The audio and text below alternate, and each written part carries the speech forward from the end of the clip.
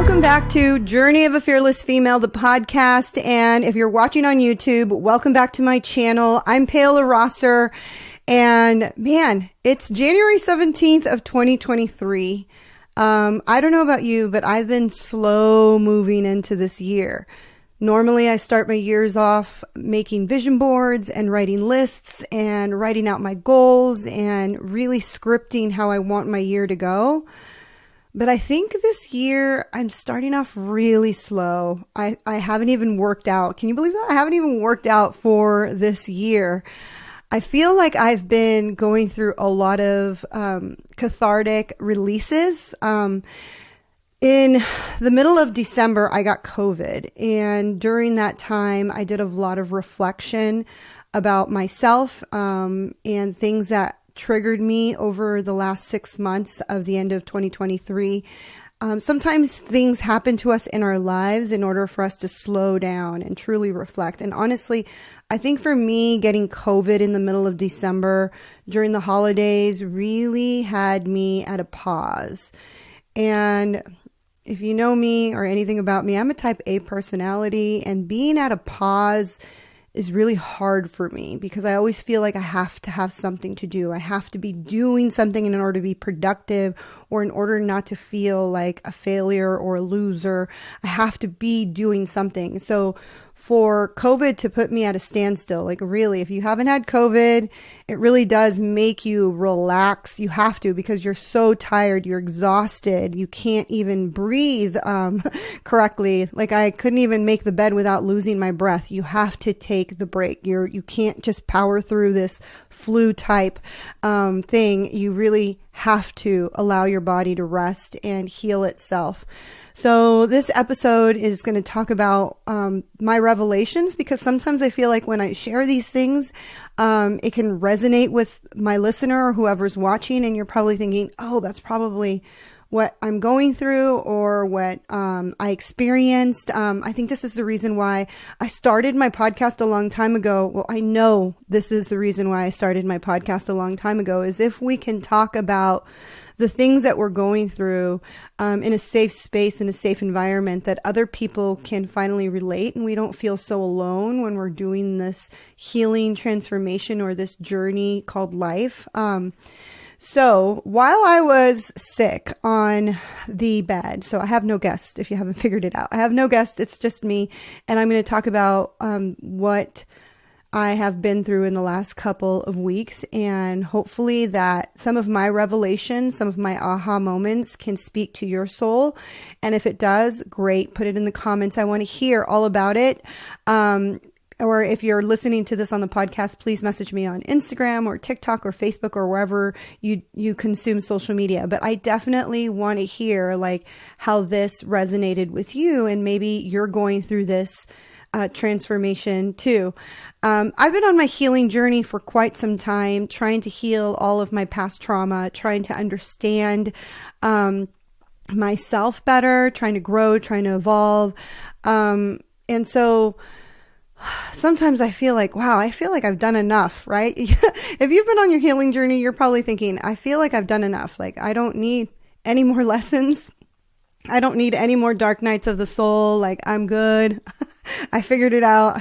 But see, that's the cosmic joke. Just when we think we figured it out, we get more lessons, and there's more layers of us that needs healing. There's more things that we need to have insight in. And so during the time that I was on the couch, really lethargic and tired, I was mindlessly scrolling through TikTok, and this woman came up. Actually, she's been on my podcast before. Let me find her. I think her name is, gosh, I love her. She's an incredible human, and I really, really love her. Oh, you could see on my TikTok.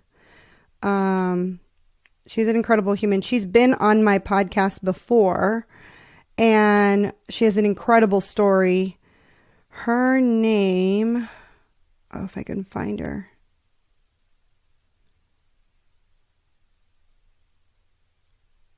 Mama. Laura, please edit this so it's not such a long pause. Lucy Sarazo. She's on TikTok. She has 189,000 followers. If you can see that, maybe you can see her a little bit closer. If you're on YouTube, you can see her. She did a video about a woman that she was learning from on YouTube, and her name, I believe, gosh, I should have had these names ready. Her name is Lopez, something Lopez.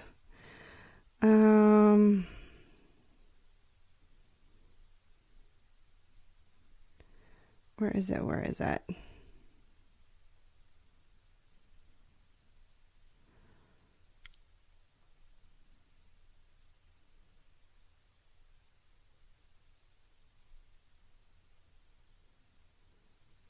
Christina Lopez. Oh my gosh.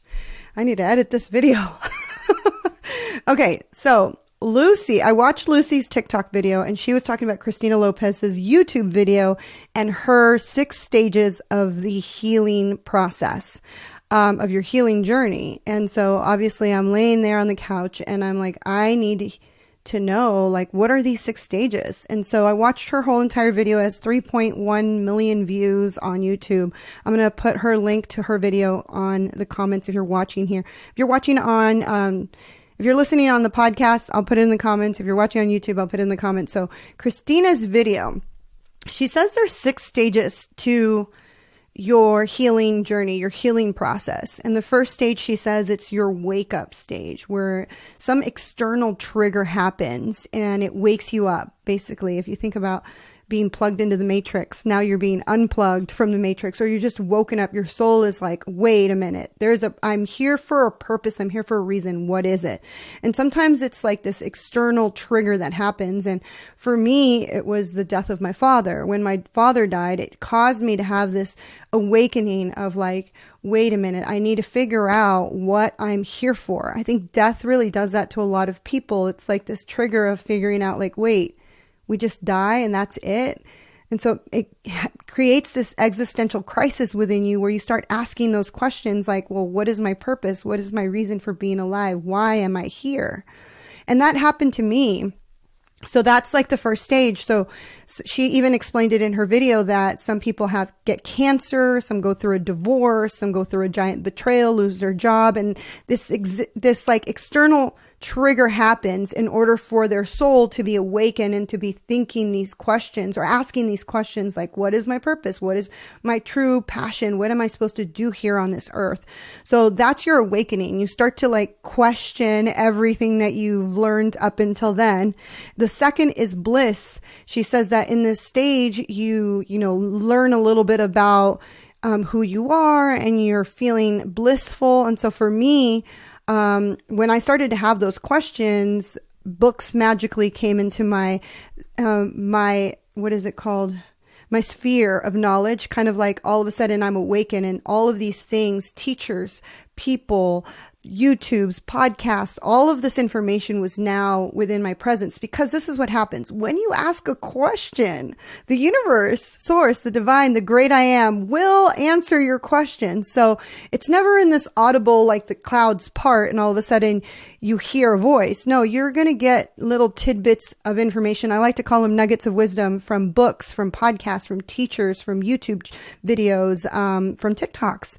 And it'll start to get you down that rabbit hole of maybe doing some more research. And that happened to me. And so the more that I researched, the more that I was in this place of bliss. She says your third step is you eventually go through this dark night of the soul. Now, I think I've been through at least 4 dark nights of the soul throughout my healing process. I don't think it's linear. I don't believe that your healing journey is linear. Like you're not in step 1, then step 2, then step 3. I think that you go through intervals where you can be on step 1, your awakened soul. I don't think you repeat that step multiple times. I think you first awaken and you start asking these existential questions. And then you have these moments of bliss. You can have multiple dark nights of the soul going back to bliss and then the following steps. But for me, I had multiple dark nights of the soul.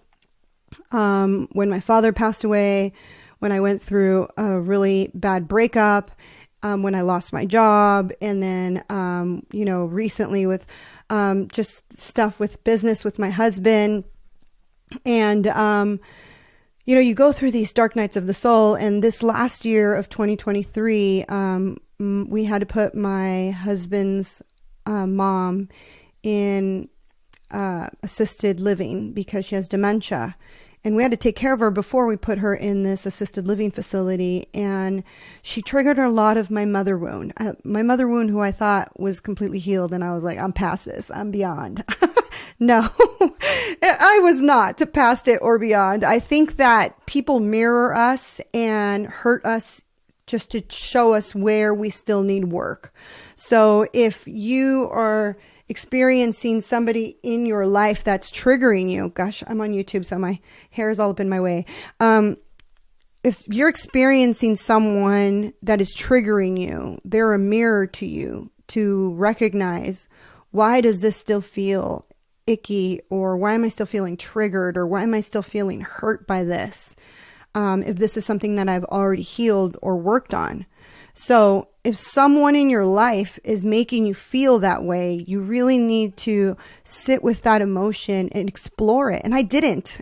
Actually, I think I was just in fight or flight mode when we were trying to figure out where to put my mother-in-law and dealing with all the logistics of moving a couple out of their home into an assisted living facility. And then knowing, I did a lot of research about the disease, and just knowing what her path was just really brought a lot of pain. And I tried not to touch the pain. I tried to bury it down and just pretend it didn't exist. And I think a lot of us do that. Like, when something's so catastrophic, like someone being diagnosed with a disease, or someone knowing that they got injured or has a disability or are in a domestic abusive relationship, you kind of just bury the pain. You kind of don't want to look at it. You kind of want to flee it, right? Or pretend it doesn't exist, or don't deal with it at that moment. And that's what happened to me. And I kind of just buried it. I tried to just keep going on with my life after we put her in that facility. It was a beautiful, beautiful facility, well taken care of. I kind of just tried to go on with my life, but there was multiple people that kept showing up in my life to show me the mirror that these are the things that I still need to work on. And it was very, very painful for me. I tried to shy away from the pain. I tried to shy away from dealing with this. And so when I was watching this Christina Lopez video, when she said, you go through this dark night of the soul and you're purging all of these emotions that you've trapped in your body from the trauma of childhood, from all the other wounds, motherhood wounds, maybe you have the father wound, whatever it is. And you feel these feelings. The next stage is the void. You're kind of just in this place of exhaustion, like nothing you're trying to manifest is working. And that's where I felt I was in the last 6 months of 2023. Because even though I was waking up and sitting in my little meditation corner and writing in my gratitude journal and standing in front of my mirror and doing my affirmations and doing my walks in nature and trying to exercise and eat right, like nothing seemed to be working. And I couldn't understand it. I thought there was something broken inside of me. And again, it brings me back to my old emotional home of something is inherently wrong with me, when really my soul was just in the void and it needed to rest, but I wasn't allowing it to rest. I was going forward. I was trying to do the work. I was trying to work on my business. I was trying to help my husband with his business. I was, managing this household and my other household and my stepson's hockey and all of the things. You're just going, really not allowing your soul to truly rest. And then I think I hit like a wall and I got sick with COVID, and it was like, my soul was like, you are going to rest whether you like it or not. And I've already had COVID. I had COVID in 2020. So it was like as if my spiritual family was telling me, this is your time to rest and really reflect, because you've been in the void and you're just swimming upstream. Esther Hicks always says you want to go with the flow. And I wasn't going with the flow. I was in my fight or flight mode, and I didn't even know, because my fight or flight for me is just my normal. I grew up in a chaotic environment. So being in fight or flight mode was normal for me. So I didn't even recognize, I couldn't be even self-aware that I was in that mode. And so I'm swimming upstream, trying to get everything to be back to normal. But my soul knew that I needed to rest. And so I got COVID for the second time. And I was truly resting. And then I always believe that spirit, source, the divine, the great I am, whatever you believe in, sends you these reflections, these messages, as if, you're learning, you need to learn this lesson. I heard once this guy talking about his near-death experience, and he said, life is not a courtroom, it's a classroom. And so everything that comes up for me, I think of it, okay, so what is this lesson? What is it that I'm supposed to learn at this moment? And so as I'm watching Christina Lopez's video and analyzing myself and trying to figure out, well, what stage am I in? I realized that I am in the void. I am in the void because nothing is working. I'm swimming upstream. I'm exhausting myself and nothing is working. And there's a reason why, because my soul needed rest. My soul needed to process all of the pain that just got triggered by my mother-in-law.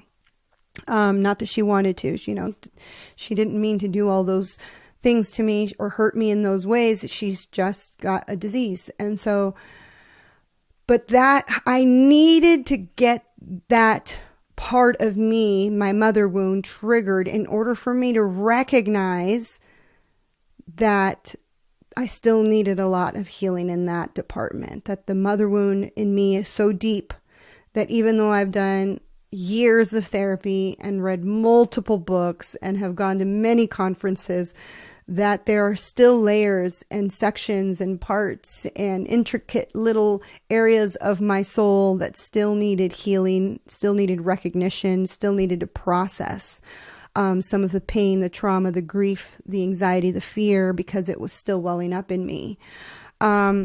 So if you've had your dark night of the soul, I'm saying you're going to have multiple.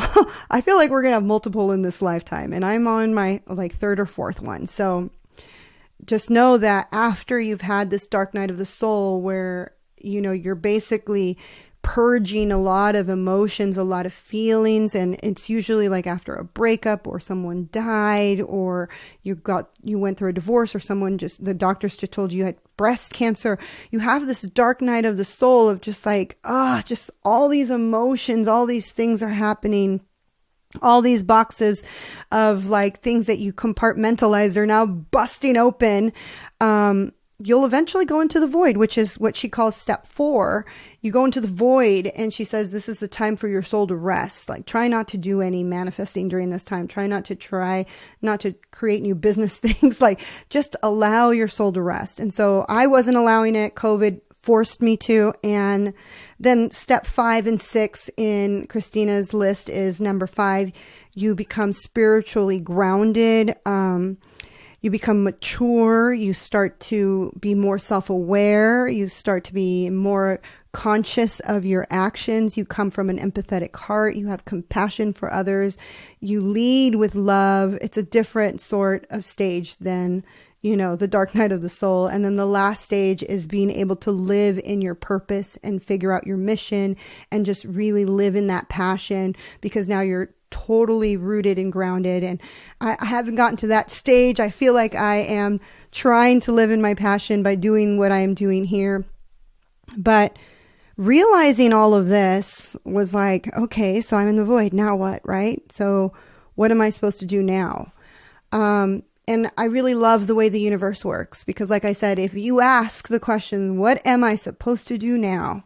What am I supposed to do at this moment?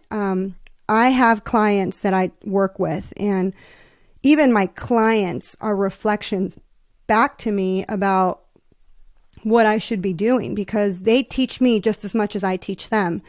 And I had a client reach out to me and, she's like, I really need some time with you. And I allow my clients to call me, text me, to have some access to me sometimes. And we had a good hour conversation. And at the end of the conversation, I said, if you're feeling as if you don't know what to do next, I highly recommend to say this prayer that I learned from Gabrielle Bernstein. I love Gabrielle Bernstein. Say this prayer for 30 days. And then just wait on spirit, the divine, your spiritual family, God, source, the great I am, whatever you want to call it, the dude. I like that. Pam Grout in her book calls it the dude. wait for direction, wait for guidance. And the prayer goes like this: today, I surrender my goals and plans to the care of the universe. I offer up my agenda and accept spiritual guidance. I trust that there is a plan far greater than mine.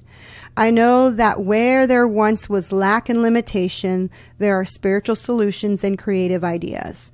I step back and let love lead the way. Thy will be done. And I had completely forgotten about this prayer, but I brought it back up. It came back into mind when my client was at her own stuck point. And I'm like, wait, I need this prayer just as much as she does. So I saved it in my notes of my phone and was saying it for a couple of days when I got to meet. I have my own coach that I work with, and she helps me with my business.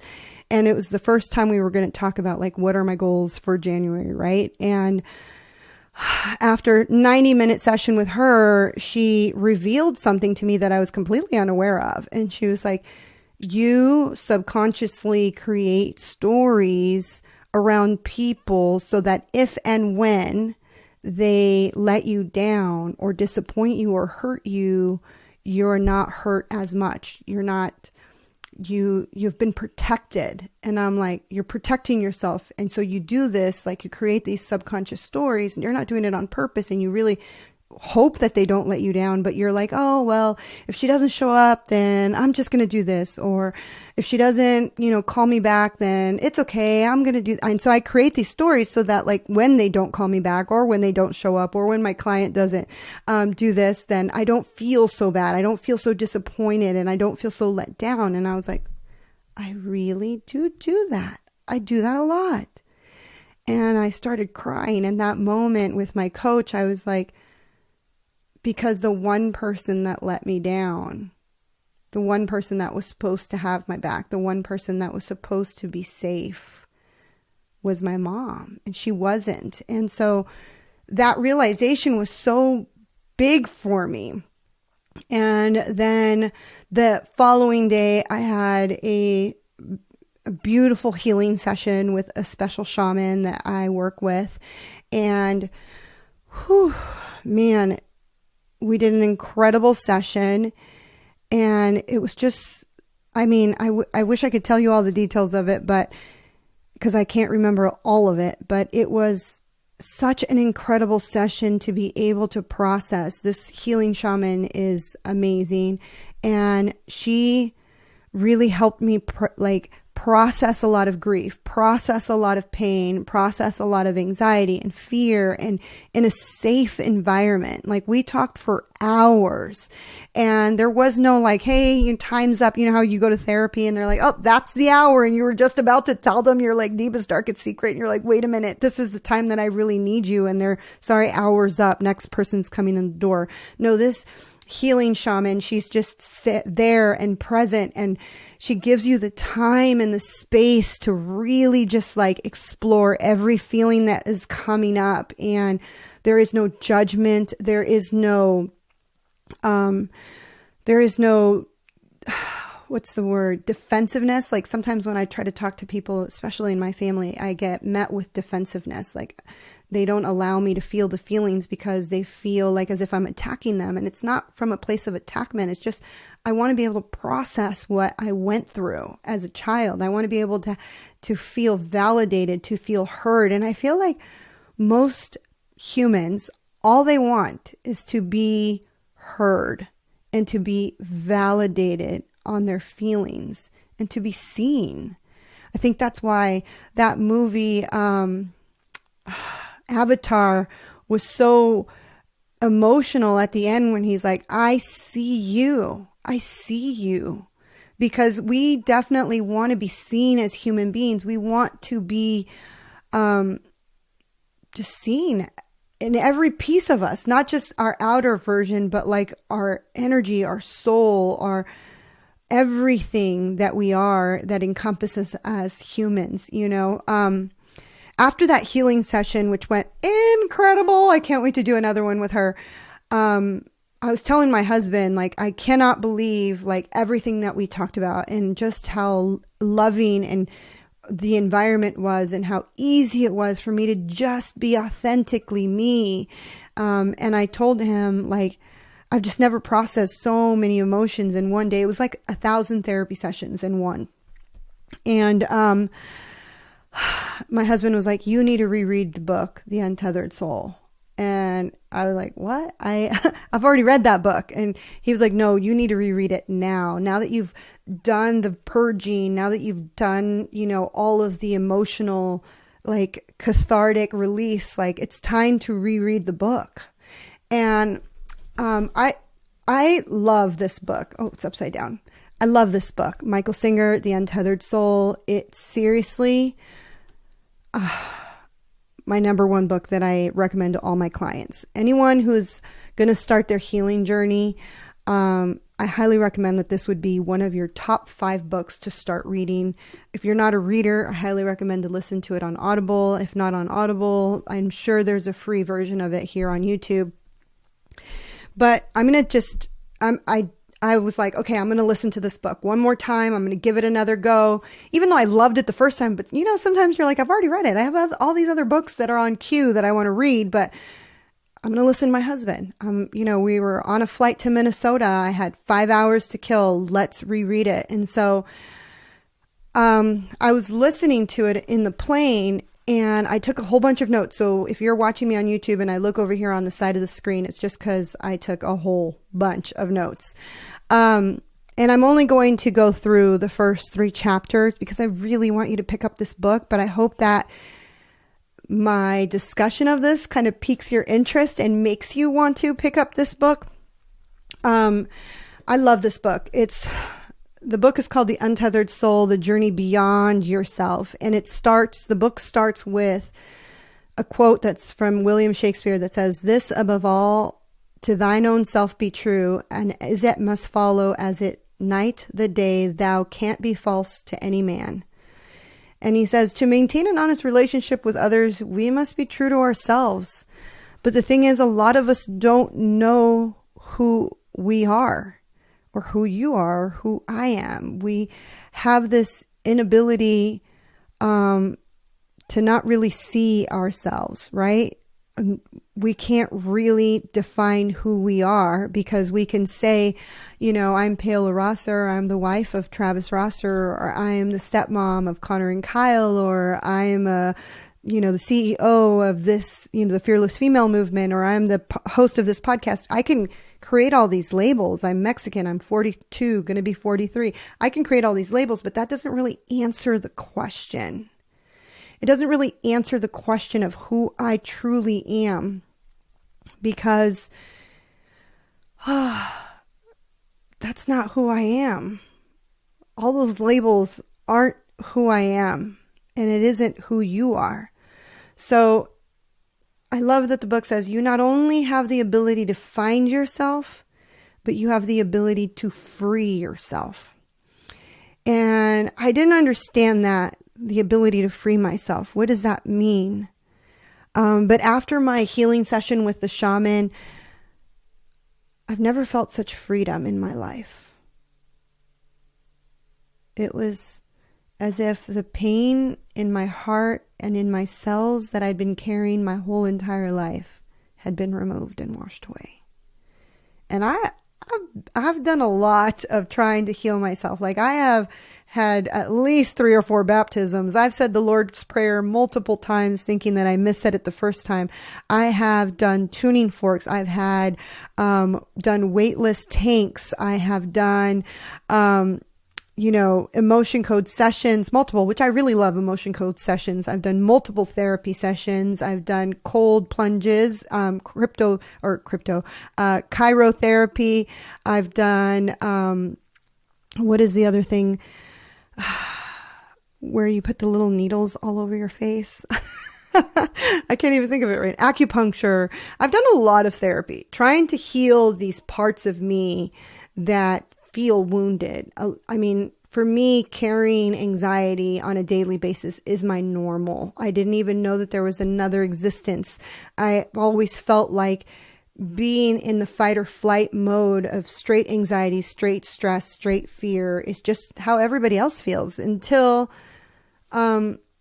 this moment of peace that I just really felt just recently, in the last 6 days, just feeling this peace, this understanding of who I truly am, which is the reason why my husband was like, you really need to pick up this book now that you've done this healing session, because in the book, he says, the first chapter is called The Voice, and he talks about the voice inside your head and how it's always having an inner dialogue, and that no matter what, the voice is always like arguing with itself, right? It has a conversation with itself. It'll say, oh, go for it. You're so good. You're so awesome. And then sometimes it says, no, you're not. You're too fat. You're too ugly. Don't do it.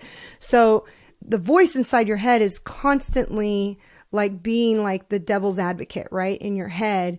And the book, it asks you, Michael Singer asks you, who is the voice? Is it you? Is it you? Are you that voice in your head? Or he even calls it your inner roommate. Are you the voice in your head? And he says, if you take just a moment to watch the voice in all the scenarios that it does in your head, you'll realize that you are not the voice, that you are the seer of the voice. And the more you observe what this voice is talking about, you'll realize that the voice is actually saying meaningless stuff. And you'll realize that the reason why the voice is always there talking about everything that's going on in your life, and it even sometimes narrates what's going on in the universe. Like he says in the book, the reason why this voice narrates, like, for example, if you think about it, and when I was reading this book, I was reading it on the airplane. And when I got off the airplane and I'm walking through the Minnesota airport, my voice is narrating, oh, there's Cinnabon, and there's a guy with a black backpack, and oh, look at that girl's hair, and oh, let's not forget to stop by the restroom, and oh, such a clean airport. Like my voice is narrating the environment in which I am in. And in the book, he says, the reason why this voice exists is because you as an inner person, I think I wrote it down. Hold on. It says, when the voice narrates, it helps you feel like you are in control. It makes you feel safe in the world around you. You recreate the world, meaning the reason why it's narrating and describing everything, you're recreating the world inside your mind, because then you can control the world in your head, but you really can't control the real world. So this inner world that is in your environment is under your control. So while your outside world runs on its own universal laws, you're inside your own head trying to control the world, right? So really, we do it to try to feel secure. We do it to try to feel safe, to try to have some sort of control. And if you are like me and you grew up in a really chaotic environment, and you grew up in toxic environments, or you had experienced trauma as a young child, or chaos was just the norm in your household, this voice got louder and louder and louder as you grew up. Right? And it tried to control the outside environment by narrating and creating stories and all the stuff in your head. And so, that's chapter 1. So he says, freedom is learning how to deal with your own reaction to the problems and not letting the inside voice create a scenario or a storyline to try to protect yourself. And really, you should be asking the questions, what part of me is being disturbed by the scenario? Why am I reacting this way, right? Why are these emotions coming up in my body? So for example, sometimes my husband gets on my nerves and like he pisses me off, and I will get reactive and I'll say something and he'll say, okay, what about me is triggering you, or what about this is hurting you? Like, step back and really see it. And before reading this book again for the second time, I was like, don't be using my stuff on me. But really, that's what I needed to hear, because that's what you need to do is in those moments when you're feeling triggered or someone is hurting you, or you're feeling like you're being hurt, or you're feeling like you've been disturbed, some part of you, what part of you is feeling those feelings? And so he then goes into his second chapter, chapter 2, which is your inner roommate. And he talks about this inner roommate, this voice. He's like, if you can personify this voice that's in your head, that's constantly having this debate, on its own about everything. It's constantly, debating about everything, both good and the bad. He's like, if you can personify this roommate and sit it next to you on the couch, and you're just watching TV, just watch the roommate and see what it says and does, right? And so like a lot of people can't do this. You'd be surprised how many people can't meditate because they can't sit with themselves in silence. Why? Because the inner roommate is constantly going, right? Did you leave the iron on? Or did you forget to mail that bill out? Or don't forget to call dad. Did you call dad? Make sure you call him tomorrow morning. Oh, did Beth call you back? Oh, no, we're not talking to Beth anymore. Remember she said that thing about me and blah, blah, blah. I'm never talking to Beth anymore, right? So the inner roommate is constantly talking. So if you can personify this inner roommate and put it outside of your head and pretend it's a real person, and you start to sit back and analyze it and read it, watch it do, not read it, but watch it do its thing. And just think about it. He says in the book, imagine you taking this inner roommate, your new best friend, to a party. How many of your friends would be like, what is wrong with your roommate, right? Because your inner roommate's kind of erratic and crazy and irrational and has weird thoughts and conversations, right? It's constantly telling you danger, danger, or telling you that you should be protecting yourself, or like giving you the most irrational thoughts and causing you to have irrational emotions. And yet in the book, he says, and yet we constantly go to this roommate in our voice for advice. We go for advice on financial and relationships and health advice. We're like, what should we do, inner roommate? And this inner roommate has like the most erratic and irrational thoughts and advice, and yet we still go to it. And so in the book, he says, what does he say? I wrote down a couple of things. He's like, have you ever been quiet inside and felt the feelings of peace? And I'm telling you, before I did this emotional shaman healing thing that I did not feel any peace. I had not felt peace in a long, long time. He says, eventually you will realize that the flow of events of the outside world and the flow of your inner emotions will come and go. Inside and outside objects compete for your attention, and you are constantly having both inner and outer experiences, meaning inside and outside. You're going to have all these things happen to you in life. That's just how life is. Things are going to happen. You're going to have a flat tire. You're going to miss a bill. Someone's going to call you. You're going to miss the phone call. You're going to have to go to a birthday party. You're going to have to, interact with your relatives. You're going to have, uncomfortable conversations with your coworkers. Like, these things are always going to be happening in our life, right? And our inner roommate is going to focus on all these things, and it's going to create all these scenarios and stories to try to protect you, to try to like get you to not feel embarrassed or not feel hurt or not feel jealous, or it's trying to protect you, but it's creating irrational storylines, and it's also creating irrational feelings and emotions in your body because you're listening and taking this inner roommate's advice, right? In the book, he says, what you need to do is sit in your seat of consciousness. Now, you're probably asking, well, where's my seat of consciousness? How do I sit in that seat? And he says it to sit back and watch. Remember in the first chapter, he's like, just watch the voice as it's doing its tyrannical thing, and even personify it as a person. I could see it as my inner child, my little girl who has been wounded and hurt and betrayed and let down and disappointed by so many people that she loved and respected and honored. And so I see her running around in my head, feeling these wounds and trying to control the situation and trying to keep me protected and safe. As I sit in the seat of my soul, I can see why she's doing this. I can see why she's triggered. I could see why she's running around hurt and trying to control the chaos. I can see her.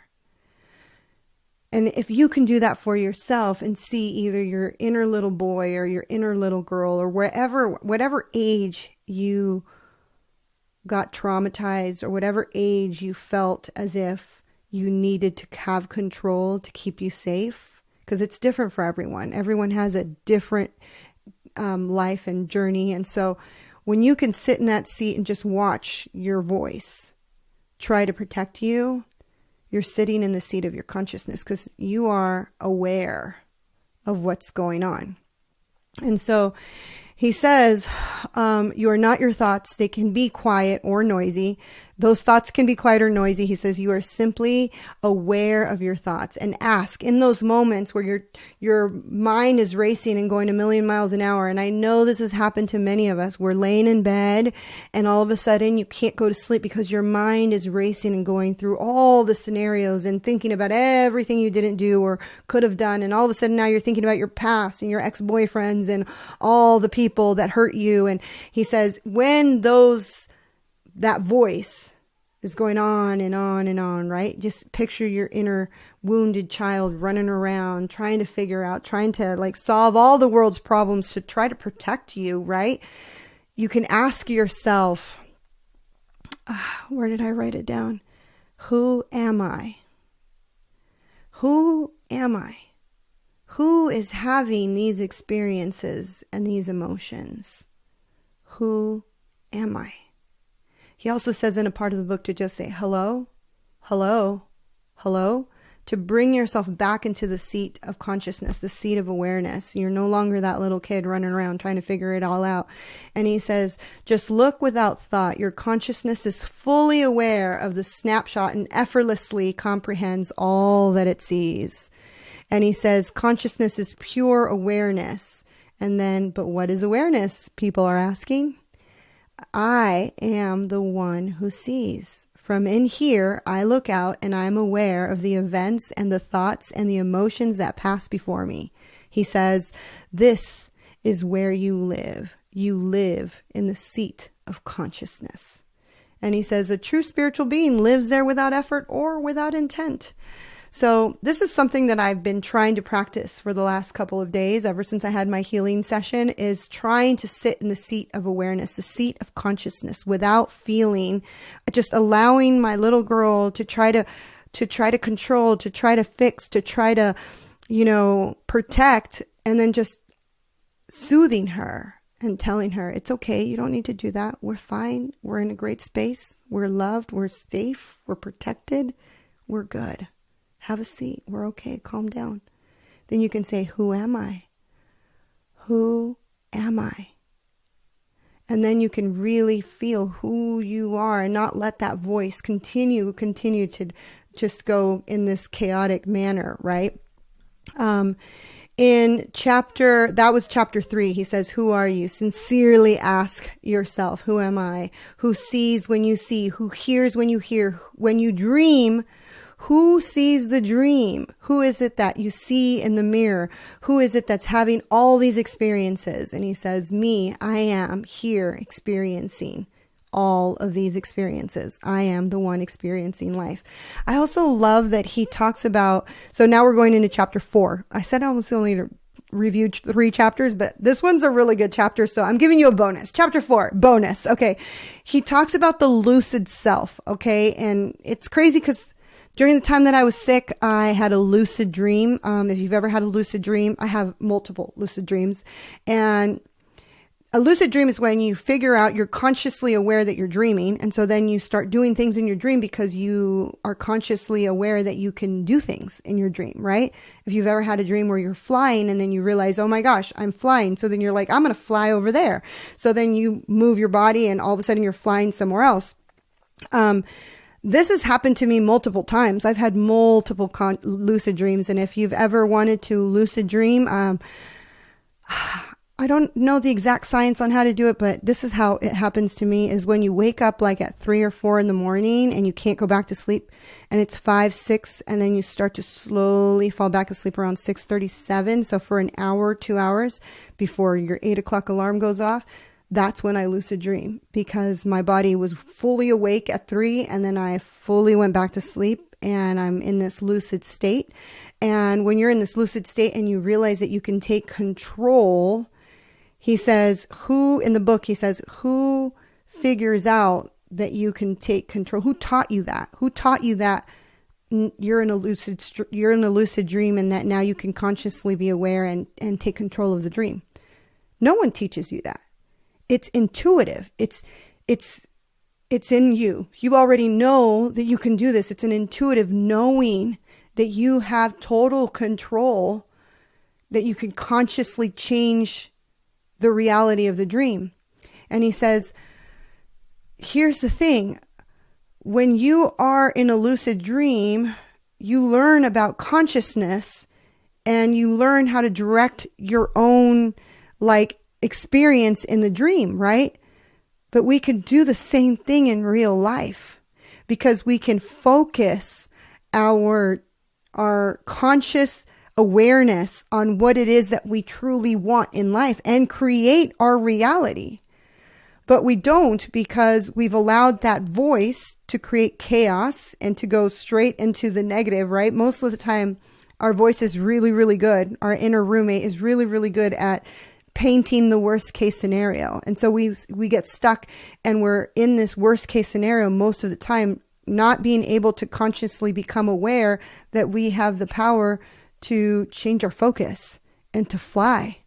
We have the power to fly, but we don't because we're just stuck in allowing our negative inner roommate to take over and create chaos.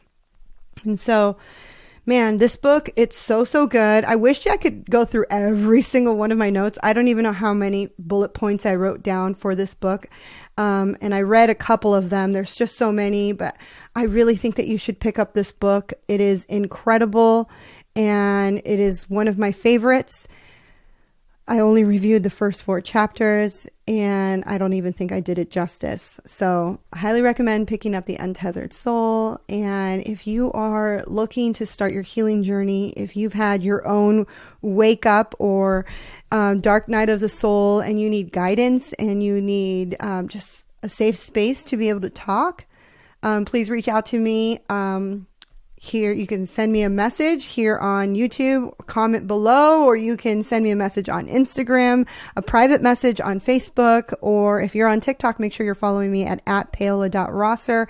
Again, thank you for listening to the podcast, Journey of a Fearless Female. Stay tuned for the next week's episode where I have a guest, and I will continue to make these reviews of the books that really, really helped me along my journey. And I'm going to reread. I think this year is going to be about rereading all the books that I fell in love with throughout my journey. So, all right. See you next week. Thank you again for listening to Journey of a Fearless Female. I'm your host, Paola Rosser. If you're looking for a life coach or a spiritual mentor, you can book a free discovery call with me at www.fearlessfemale.com. You can also follow me on Instagram at fearlessfemale_coach, subscribe to my YouTube channel at fearlessfemale, or find me on TikTok. I'm under at paola.rosser. If you love this episode, make sure you hit subscribe, share it with your friends, and leave a review. I read every single review, and I truly appreciate the time you spend writing it.